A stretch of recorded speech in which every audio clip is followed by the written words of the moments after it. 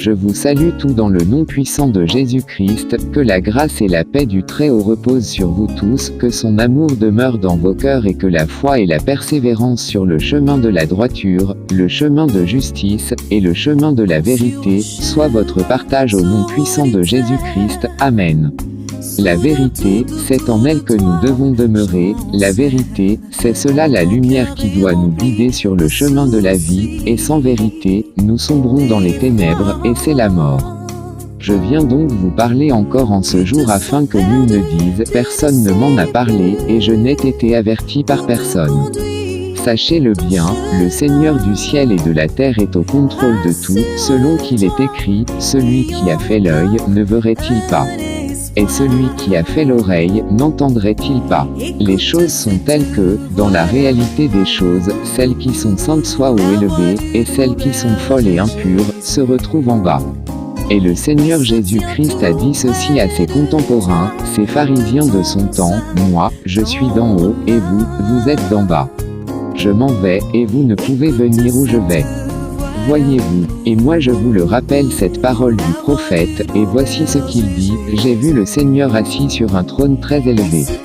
Et parler du trône qui est très élevé, cela renvoie à décrire son autorité et sa domination sur tout le reste qui est en bas. Pourquoi, comme je vous l'ai déjà dit, l'Éternel Dieu, que son saint nom soit respecté, a fait les choses de telle sorte que le mal soit toujours en bas, dans la vallée de la confusion. Pourquoi ne se demande-t-on jamais, pourquoi c'est la lumière qui domine toujours sur les ténèbres, et non pas le contraire? La lumière est le symbole de la vérité, soit ce qui est saint et pur. Tandis que les ténèbres symbolisent le mal, soit le péché dans son ensemble. Voyez-vous, donc, quand le Seigneur Jésus-Christ vient, lui, il vient d'en haut afin d'accorder sa nature à ceux qui sont en bas sur terre, et qui le reçoivent. Que veut donc dire le recevoir? C'est le fait d'accepter le message, la parole, qu'il apporte aux hommes, car en fait, sa parole, c'est l'esprit de vie qui apporte la lumière aux hommes, afin qu'à leur tour ils soient, lumière du monde, et afin que, par cet esprit, qu'ils aient le pouvoir sur les ténèbres. Et sa parole enseigne la repentance et la soumission à Dieu. N'a-t-il pas dit, si vous m'aimez, alors gardez ma parole? Pourquoi? C'est parce que, la parole de Dieu, c'est Dieu. Selon que le dit l'apôtre Jean en ces termes, au commencement la parole existait déjà, la parole était avec Dieu et la parole était Dieu. Comprenez-vous cela? Tu ne peux donc pas dire que tu crains Dieu tout en méprisant sa parole, ou bien en faisant la guerre à ceux qui la proclament. Non monsieur, que nul ne vous trompe à ce sujet. Quiconque est né de Dieu pratique la justice, et aime à voir les gens être sauvés. Maintenant, il faut bien le savoir, chez Dieu, le Tout-Puissant, il n'y a point de tricherie, soit, jamais de mensonge. Il n'y a pas dans ce qu'il a fait, l'ombre d'une fausseté, la lueur d'un ténèbre, non monsieur. Tout est mis à nu, tout est à découvert. Mais le Seigneur du ciel est vivant, et il appelle à lui l'homme qu'il a créé, afin que celui-ci obtienne enfin la vie que son Créateur a souhaitée pour lui depuis la création du monde. Je m'adresse donc à toi qui aimes mon Seigneur, à toi qui es chargé et fatigué du péché, oui monsieur, c'est à toi qui veux la vie éternelle que je dispose ce message, et je te dis avec assurance, Jésus-Christ t'aime, et c'est lui qui règne. Il appelle à lui tous ceux qui veulent la vie, et qui aiment la vérité. Afin de leur donner l'héritage destiné aux humbles, l'héritage destiné à tous ceux qui ont cru en l'Éternel, et qui ont mis en lui leur confiance. L'héritage qui est pour ceux qui ont accepté souffrir pour son nom, et pour ses commandements. Mais son œuvre est telle que, tous ceux qui n'aiment pas la vérité, soient égarés loin du sentier de la vie. Et le monde, et l'esprit qui est dans le monde, c'est cela le châtiment pour ceux qui se perdent. Oui monsieur, comme le monde a préféré les ténèbres, l'Éternel Dieu les a livrés aux ténèbres qu'ils ont choisies. Mais ce que le monde ignore, c'est ce que le Seigneur plein d'amour voulait l'épargner. Il voulait délivrer les hommes des ténèbres, soit des démons. car ils ne savent pas que d'autres avant eux se sont rebellés contre le Très-Haut, et qu'ils se retrouvent aujourd'hui enchaînés dans les ténèbres. Donc voici la vérité, que tu l'acceptes ou pas, que tu crois en elle ou pas, quand tu pratiques le péché, tu es dans les ténèbres et en communion avec les démons, qui, davantage vont t'aider à détester les choses de Dieu, tu vas détester la vérité, et tu vas haïr les porteurs de la lumière, tu vas faire la guerre à l'homme, parce que en fait, telle est la nature des démons. Et pour une parenthèse, l'on n'a qu'à regarder la situation malheureuse d'un possédé ou d'un impie, pour constater à quel point les démons détestent les humains. La haine comme celle-ci est la récompense à ceux qui rejettent le Seigneur de gloire, je vous le dis en vérité, nul ne peut aimer s'il n'a celui qui est, amour, en lui. Le Seigneur Jésus-Christ n'a-t-il pas dit, un mauvais arbre ne peut porter de bons fruits. Mais c'est le bon arbre qui porte de bons fruits. Oui monsieur, tu n'auras qu'une chose à cœur si c'est le serpent ancien qui est en toi, la haine, la ruse, le mensonge, etc. Voyez-vous, comprenez-vous pourquoi le Seigneur a traité ces pharisiens de fils du diable? Oui monsieur, vous êtes des fils des démons, vous qui trouvez votre plaisir à faire du mal aux autres sans raison valable. Mais voici la vérité, Jésus-Christ est amour et il t'aime. Il revient bientôt pour donner à chacun ce que lui auront valu ses œuvres. Du méchant au gentil, chacun n'aura que ce qu'il aura mérité, de l'impie au juste, chacun s'assiera sur le siège qu'il aura mérité. Mais que Satan ne vous abuse d'aucune manière en vous faisant croire que vous serez éternel sur terre, ou encore que le Seigneur prendra dans son royaume ceux qui refusent de renoncer à leurs péchés. Non monsieur, que cela te plaise ou pas, il y aura dans le royaume de Dieu une foule innombrable, venue de partout dans le monde, mais aucun n'aura ces vieux vêtements, mais tous ceux-là seront revêtus du vêtement que leur donne l'agneau. À présent, toi, tu le hais à cause de l'esprit mauvais qui est en toi, ne veux-tu donc pas voir que tu es sur une impasse? Lot, le neveu d'Abraham, était entouré de beaucoup d'incrédules à Sodome, mais entre-temps, nul parmi eux ne savait ce que faisait l'Éternel, il a dû faire le bien jusqu'à la fin avant de s'en rendre compte que, l'Éternel Dieu était au contrôle de tout, et que tous ceux qui l'entouraient étaient dans l'erreur quoique faisant beaucoup de bruit, etc. Cependant, écoutez et comprenez, je vous le dis en vérité, si vous avez soif de justice, de paix et de vérité, Jésus-Christ a dit, venez à moi vous tous qui êtes chargés et fatigués, et je vous donnerai du repos.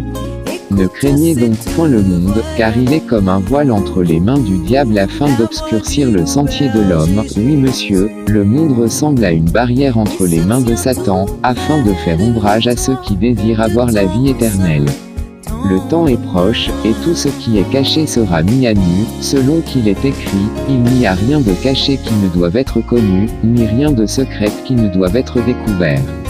Il y a donc un processus qui s'achèvera lorsque la gloire de notre Dieu sera manifesté, et le prophète dit, en cette heure, la lune aura honte, et le soleil sera confus. Pourquoi est-ce que la lune et le soleil auront eu honte? C'est que le Seigneur des armées célestes est la véritable lumière qui met tout à nu, y compris les choses les plus cachées, les choses les plus secrètes qui soient, mais où la lumière naturelle n'a pas accès. Regardez un peu le symbolisme de cela. Quand c'est la nuit, à l'heure la plus sombre de la nuit, certains objets sont peu reconnaissables, d'autres se confondent entre eux, et d'autres sont même invisibles à l'œil nu. Mais, dès le lever du jour, quand paraît le soleil, les objets commencent peu à peu à se distinguer les uns des autres. De ceux qui paraissaient noirs, l'on est surpris de les voir tout blancs, et d'autres qui pensaient être bien cachés dans le noir, les voilà mis à nu. Tel est donc le plan que le Seigneur de gloire, en qui il n'y a ni fraude ni discrimination, a mis en place. Heureux dès à présent ceux qui mettent en lui leur confiance. Priez donc ainsi, Seigneur Dieu, toi qui es vrai, daigne par ta grâce et ta miséricorde mettre en nous ta vérité afin que nous soyons capables de marcher sur ton sentier, et de vivre selon ta parole chaque jour de notre vie, au nom majestueux de Jésus-Christ, Amen. Comment donc pourrais-je illustrer cette gloire à venir? Supposez un instant une grande entreprise quelque part dans le monde qui ne recrute ses employés que après les avoir fait passer à un test, tous doivent être recrutés, mais ils ne savent pas qu'ils occuperont le poste où ils auront le plus excellé. Un tel s'est habitué à la tricherie durant son cursus, mais le voilà avec de grands diplômes, et il postule. Un autre est assez travailleur, mais n'ayant aucun diplôme. Un autre encore est un génie, mais vantard. Bref, chacun y arrive tel qu'il est, avec ses défauts et ses qualités. Ils sont tous soumis aux mêmes épreuves, dans un cadre où la tricherie et la corruption ne peuvent avoir leur place. Et à la sortie des résultats, ceux qui paraissaient être les premiers avec leurs faux diplômes se sont retrouvés tout honteux à occuper les dernières places, là en bas où il n'y a que peine et d'amers regrets, tandis que, ceux qui, durant leur cursus scolaire se sont plu dans le travail honnête, supportant patiemment les souffrances, bien que n'ayant pas d'assez grands diplômes, se sont retrouvés bien en haut, occupant les places d'honneur que donne le PDG à ceux qui les méritent. Voyez-vous, ne sommes-nous pas tous nés étant nus, et n'ayant rien? Et le sage, Salomon l'Ecclésiaste, ne dit-il pas, tout arrive à tout sous le soleil, même sort pour le juste et le méchant? De plus, n'y a-t-il pas à la disposition de tous, les prédicateurs, et l'Évangile? Oui monsieur, nul n'aura de raison à avancer pour justifier sa méchanceté. Car là même, où tu détestes les autres, un autre, dans une situation pire que la tienne, lui, il les aime. Je veux vous parler de quelque chose qui vient, et dont le siècle présent ne donne pas l'impression, du fait que le diable a aveuglé l'intelligence des habitants de la terre par l'orgueil et l'égoïsme. L'argent, et encore plus d'argent, c'est cela qu'est devenu le slogan des habitants de la terre. Tout ne tourne qu'autour de l'argent, et peu importe le moyen par lequel on réussit à l'avoir. Ainsi, par un courant d'égarement, telle une vague furieuse, les habitants de la terre vont droit à la boucherie. Pourquoi? Parce qu'ils ne craignent pas le Très-Haut, ils méprisent tous le Saint d'Israël. À cause de cela, un mort d'égarement a été mis à leur gueule afin qu'ils s'égarent davantage, puisque tel est leur souhait. Ils ont pris les 5 commandements du Tout-Puissant, le Très-Haut, et se torchent le derrière avec. Ensuite, ils se sont rassemblés comme les rebelles ont coutume de le faire, et ils se sont établis leurs propres commandements, des commandements humains qui leur donnent le moyen d'avoir l'argent, et toujours plus d'argent, et le moyen par lequel ils peuvent se faire passer pour des dieux pour leurs semblables quand ils ont réussi à avoir cet argent malhonnêtement acquis. Voyez-vous cela? Or cependant, voici le but pour lequel le Père éternel a créé l'homme de chair et d'eau que nous sommes. Qu'il domine sur les poissons de la mer, sur les oiseaux du ciel, sur le bétail, sur toute la terre, et sur les reptiles qui rampent sur la terre. Dieu créa l'homme et la femme. Dieu les bénit et leur dit, reproduisez-vous, devenez nombreux, remplissez la terre et soumettez-la. Genèse 1. Voyez-vous, le Très-Haut utilise la deuxième personne du pluriel pour désigner l'action collective des hommes sur le reste de la création. Il a dit, soumettez-la. Le Père d'amour en qui il n'y a point d'inégalité n'a pas dit, après avoir dominé sur les oiseaux du ciel, après avoir dominé sur les animaux de la terre, et sur les poissons de la mer, traverse à présent sur tes semblables, et place à leur cou tout genre de joug. Non monsieur, mais ils le font car ce sont des rebelles. Mais voici ce qu'il a dit, aime ton prochain comme toi-même. Et ça, il l'ignore. C'est chose réelle, et moi je vous dis, comme l'avait déjà fait le prophète Jérémie, malheur à l'homme qui mettra sa confiance en un autre homme, pour lui obéir aveuglement. Car tel est le comportement des rebelles, ceux-là qui aiment bien se torcher le derrière avec les commandements de l'Éternel des armées célestes, ou bien, faire la sourde oreille à sa parole. Ces rebelles ne recevront à la fin que ce que leur auront valu leurs œuvres. N'est-il pas écrit, l'Éternel résiste aux orgueilleux, mais fait grâce aux humbles? Oui monsieur et dames, c'est à vous qui vous soumettez à ses préceptes, c'est à vous qu'il fera honneur à la fin. David ne dit-il pas, il honore ceux qui l'honorent, et il méprise ceux qui le méprisent. Ils cherchent à dominer, et à assujettir les autres par les lois qui leur sont avantageuses, et qu'ils créent eux-mêmes car par ce moyen, ils parviennent à avoir beaucoup plus de gloire et d'autorité sur les autres, et qu'ainsi, avoir de l'argent sale. Quelle bande de voleurs, ils sont comme leur père le diable, car il vient uniquement dans le but de voler, de détruire et d'égorger, sans jamais parler de ses propres pensées corrompues et mauvaises. C'est donc ici notre thème, le trésor. Lisons pour cela un passage dans les Écritures, Matthieu le chapitre 13 le verset 44. le royaume des cieux ressemble à un trésor enfoui dans un champ. Un homme le découvre, il le cache de nouveau, s'en va, débordant de joie, vend tout ce qu'il possède et achète ce champ. Voici à quoi ressemble encore le royaume des cieux, un marchand cherche de belles perles. Quand il en a trouvé une de grande valeur, il s'en va vendre tout ce qu'il possède et achète cette perle précieuse. Voyez-vous, le trésor c'est Jésus-Christ, le trésor c'est la vie de Jésus-Christ, le trésor c'est le cœur de Jésus-Christ, le trésor c'est un esprit doux et paisible. Je vous le dis en vérité, ce n'est pas en vain si le Seigneur a laissé ses préceptes à ses disciples. Et moi je vous dis, aimez vos ennemis, faites du bien à ceux qui vous maltraitent, priez pour ceux qui vous détestent. Il a ajouté, si l'on te gifle sur la joue gauche, présente encore l'autre joue, et si l'on t'oblige à faire 1 kilomètre, fais-en 2 avec celui qui t'oblige. Comprenez-vous cela? Il est certain que le monde voit cela comme une folie et comme une faiblesse parce que lui, il ne marche que sur le rythme des battements de l'orgueil. Oui monsieur, il te méprisera et te rejettera à cause de cela. Tu ne peux donc pas marcher d'après le monde et être agréable à Dieu. Et tu ne peux pas non plus marcher d'après les commandements du Seigneur et être approuvé du monde. N'est-il pas écrit, quiconque aime le monde et les choses du monde, se rend ennemi de Dieu? Voyez-vous, le courant du monde est un courant d'égarement. Maintenant, dites-moi pourquoi est-ce que le Seigneur Jésus-Christ a dit à ses disciples ces paroles. Heureux serez-vous lorsqu'on vous insultera à cause de moi, qu'on vous méprisera, et qu'on prendra votre nom comme infâme à cause de moi. En ce jour-là, tressaillez de joie car votre récompense sera grande dans les cieux. Comprenez-vous ce que cela veut-il dire? Je vous le répète encore, c'est que la vague dans laquelle est conduit le monde est pernicieuse et fonce droit à la perdition. Vous ne le verrez certainement pas, mais je prie pour chacun afin que l'Éternel ouvre son intelligence, afin qu'il parvienne à discerner le siècle présent. Et moi je vous le dis, il faut du feu, et parfois un grand feu d'une grande température afin de bien épurer l'or. Et le monde joue bien ce rôle, afin que votre foi soit éprouvée. Et voyez le bien, le feu, lui, il ne demeure pas toujours tandis que l'or, lui, est placé à une place d'honneur.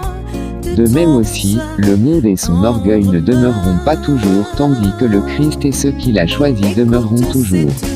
Ils demeureront toujours là même où il est lui-même du fait qu'ils l'ont suivi sur le sentier qu'il a frayé pour tous les hommes. Oui monsieur, le Seigneur Jésus-Christ a frayé un chemin pour quiconque veut le suivre. Mais il a dit, je suis venu jeter un feu sur la terre, qu'ai-je à faire s'il est déjà allumé? Je suis venu afin que le père soit contre son fils, que la mère soit contre sa fille, et la belle-mère contre sa belle-fille. Aussi, si quelqu'un veut le suivre, qu'il se charge de sa croix chaque jour, et qu'il le suive. Pourquoi? C'est que, dans une famille, 2 seront contre 3, et 3 seront contre 2, du fait que dans une famille, il y en a qui acceptent suivre le sentier qu'a frayé le Seigneur Jésus-Christ, et d'autres qui suivent le sentier du monde. Aussi, tandis que ces derniers chercheront à te faire du mal, pour avoir de l'argent et être épanouis dans leur vie, dans ce monde, toi, te soumettant à la volonté de Dieu, et en marchant selon ses commandements, l'Éternel, lui, emploie ce moyen afin de briser ta chair, et épurer ton âme, afin que, en persévérant jusqu'à la fin, tu deviennes un joyau entre ses mains. Et ça, c'est cela ton trésor à toi que tu amasses dans le royaume des cieux, où la teigne et la rouille ne peuvent détruire, et où les voleurs ne peuvent percer pour dérober. Un cœur pur et sanctifié, détaché de toute chaîne, et soumis totalement à Dieu, c'est cela le trésor des croyants, et plus tu es soumis à Dieu, plus tu as de la valeur à ses dieux, et la soumission à ses préceptes, c'est cela la vraie humilité. Voyez un tant soit peu ce dont je suis en train de parler dans les Écritures. À ce moment-là, les disciples s'approchèrent de Jésus et dirent, qui donc est le plus grand dans le royaume des cieux?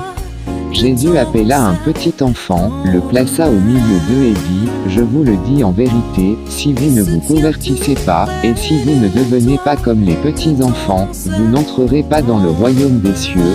C'est pourquoi celui qui se rendra humble comme ce petit enfant sera le plus grand dans le royaume des cieux, et celui qui accueille en mon nom un petit enfant comme celui-ci m'accueille moi-même. Mais si quelqu'un fait trébucher un seul de ces petits qui croient en moi, il vaudrait mieux qu'on suspende à son cou une meule de moulin et qu'on le jette au fond de la mer.